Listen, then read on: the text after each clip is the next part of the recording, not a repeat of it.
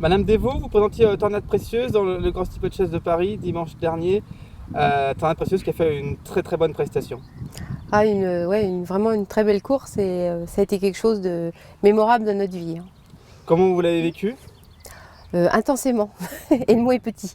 Bon, dans le dernier tournant, elle a beaucoup de ressources. On a peut-être même pu espérer mieux comme ça visuellement. Ouais, bah, moi aussi, hein, je pensais bien qu'elle serait venue décrocher la 3e place parce qu'elle venait facile.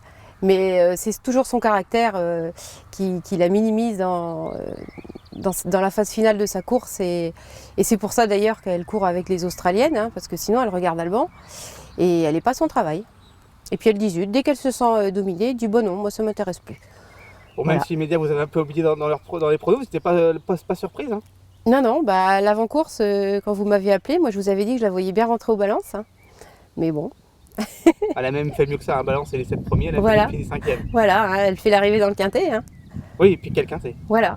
Hein. Donc, Et quel quintet, ouais. C'était vos premiers partants dans un groupe 1? Non, 2e, on a couru les Jousselin. Premier partant dans le Grand Steeple, je voulais dire. Ah oui, complètement, ouais. C'est merveilleux parce qu'Alban n'a que 24 ans. C'est une jument qui est née à la maison, c'est une histoire de famille, quelque chose qu'on a partagé avec mon mari, mes 2 filles, notre fils, puisque tout le monde a travaillé à un moment de sa vie à la maison. Et encore maintenant, Sarah et Alban. Et quelque chose aussi qu'on partage avec la petite amie de notre fils, qui est la jeune fille qu'on voit m'accompagner aux courses, à la droite de Tornade. Donc c'est en famille, hein, parce qu'on rappelle qu'Alban est votre fils, c'est le jockey. Vous êtes l'entraîneur, la propriétaire et aussi la naisseuse. Ouais, mes sœurs, voilà, c'est formidable. La mère était également chez vous, Carrefournoise. Ah, Carrefournoise, ça c'est une histoire d'amitié avec Michel Guinche et Mamie Guinche, à qui appartient la jument. Carrefournoise est arrivée à la maison suite à une amitié et il nous l'a confiée parce que la jument était très difficile comme Tornade. Et il nous a dit essayez d'en faire ce que vous pouvez parce que moi j'y arrive pas. Elle a trop de caractère, c'est compliqué tous les jours. On a essayé de faire ce qu'on a pu, mais Carrefournoise est arrivée sur le tard à la maison, on a eu beaucoup de mal avec elle. Elle n'a pas eu non plus la carrière qu'elle aurait dû avoir. Et ensuite, Michel nous a dit, écoutez, gardez-la, essayez d'en faire une maman, peut-être que ça ira. Et on a eu le bonheur de voir naître Tornade à la maison. Voilà. Elle est née chez vous, hein? Ouais. Débourrée chez vous aussi? Ah, débourrée, pré-entraînée, on fait tout à la maison. Ferrée par ferrée par mon mari, hein, jusque quelques mois en arrière, puisque Émile, maintenant à 62 ans, est en retraite, on va dire, mais participe encore activement. Puis la passion, ça s'éteint jamais, vous savez, ce métier-là. Vous parlez d'un caractère, Tornade Précieuse. Le voyage s'est bien passé jusqu'à Paris dimanche dernier? Ouais, bien passé. Elle en camion, ça se passe jamais bien, hein. Elle trimballe le camion, elle est en danse de l'ours tout le voyage. Donc elle perd aussi beaucoup d'influx pour sa course, hein, parce que pendant 3h30, elle fait la danse de l'ours à l'aller. Et quand on revient, elle refait la danse de l'ours pendant 3h30 et elle finit en coup de cul.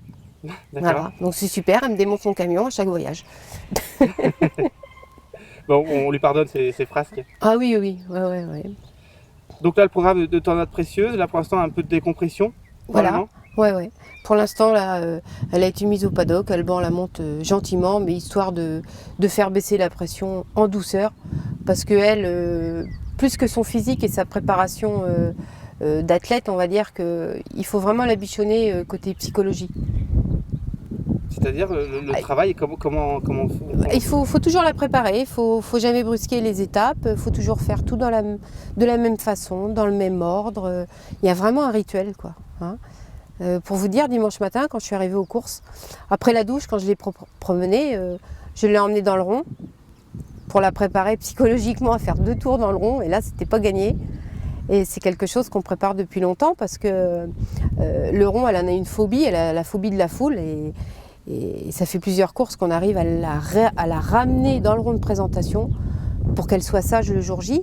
Et là, elle m'a fait vraiment chaud au cœur parce qu'elle a fait 2 tours toute mignonne. Mais le matin de la course, pour en revenir là, elle s'est cabrée droit debout. Vous pouvez demander à François Prado, il l'a vu faire. Oh, j'ai dit, mon Dieu, me fais pas ça cet après-midi parce que ce sera pas le moment. Finalement, ça s'est bien passé. Ouais, elle a été sage comme une image. Et donc là, l'été va être tranquille pour elle, hein? Ah oui. Elle va être dans son paddock avec vue sur le Mont-Saint-Michel? Voilà, c'est l'herbage qui l'attend, avec vue sur le Mont-Saint-Michel. C'est l'archange qui veille sur elle.